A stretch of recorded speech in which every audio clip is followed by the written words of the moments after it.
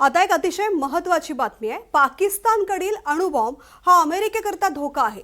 Russia, चीन, उत्तर कोरियाकडून सुद्धा अमेरिकेला आण्विक धोका असल्याचं अमेरिकेच्या राष्ट्रीय गुप्तचर यंत्रणेच्या प्रमुख तुलसी गबार्ड यांच्याकडून भीती व्यक्त करताना हे वक्तव्य केलं गेलेलं आहे। अतिशय महत्त्वाची बातमी आहे।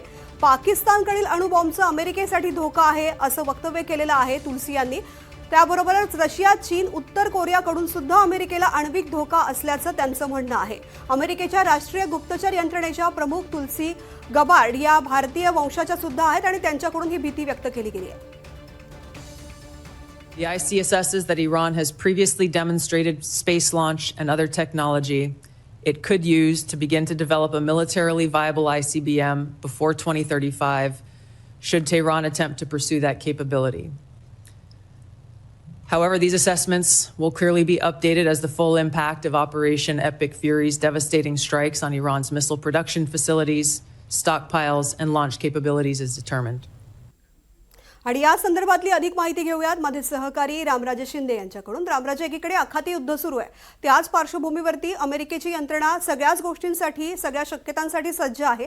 त्या पार्श्वभूमीवरती अमेरिकेच्या राष्ट्रीय गुप्तचर यंत्रणेच्या प्रमुख तुलसी गबार्ड यांनी हे जे वक्तव्य केलेलं आहे, रशिया, चीन किंवा उत्तर कोरिया यांच्याबद्दलचा अमेरिकेची भूमिका ही आपल्या सगळ्यांना माहिती आहे। मात्र पाकिस्तान बरोबर गेल्या अनेक महिन्यांपासून अमेरिकेचे संबंध सुधारत असताना ही व्यक्त केलेली भीती, या सगळ्याकडे कसं पाहायचं?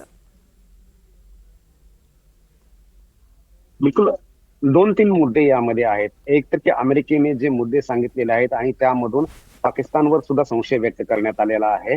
याचाच अर्थ की अमेरिकेचे आणि पाकिस्तानचे इथून पुढे संबंध जे आहेत ते अतिशय तणावलेले असतील, कारण पाकिस्तान एक प्रकारे रशिया आणि विशेष करून चायनाला सहकार्य करत असल्याची माहिती मिळालेली आहे आणि त्यामुळे अमेरिकेकडून हे वक्तव्य करण्यात आलेलं आहे। दुसरा सगळ्यात महत्त्वाचा मुद्दा म्हणजेच की जे लांब पल्ल्याचे मिसाईल आहेत किंवा आण्विक अस्त्र आहेत तर ते अद्याप अमेरिकेपर्यंत पोहोचण्यासाठी सक्षम नाहीयेत।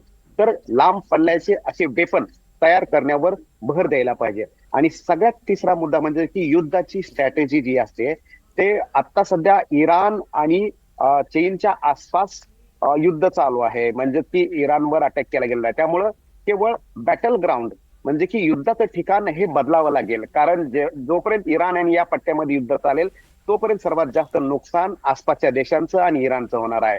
त्यामुळे बॅटल ग्राउंड जे आहे ते जर अमेरिका असेल, म्हणजेच की अमेरिकेवर जर थेट हल्ला चढवला तर अमेरिका त्याच्यामध्ये बिझी राहू शकेल। त्यामुळं त्या दृष्टीने पण हे पाहिलं जाईल की युद्धाचं मैदान जे आहे तेच बदलायचं, ते आखाती देशाच्या ऐवजी अमेरिकेमध्ये तिथवर मिसाईल पोहोचतील अशा पद्धतीनं युद्धाची स्ट्रॅटेजी ती करायची आणि त्या दृष्टीने हे प्रयत्न चाललेत असं म्हणावं लागेल। निश्चित रामराजे, खरं तर 19 दिवस झालेले आहेत आखाती युद्धाला, मात्र हे युद्ध अद्याप थांबलेलं नाहीये। प्रत्येक जण अपेक्षा करतोय की हे युद्ध लवकरात लवकर थांबावं, कारण त्याचे परिणाम संपूर्ण जगाला भोगायला लागतात। आणि आता अमेरिकेनं व्यक्त केलेली ही शक्यता, त्यामुळे हे युद्ध आता कुठपर्यंत जातंय याची भीती सुद्धा निर्माण झालेली आहे। धन्यवाद संपूर्ण माहिती करता।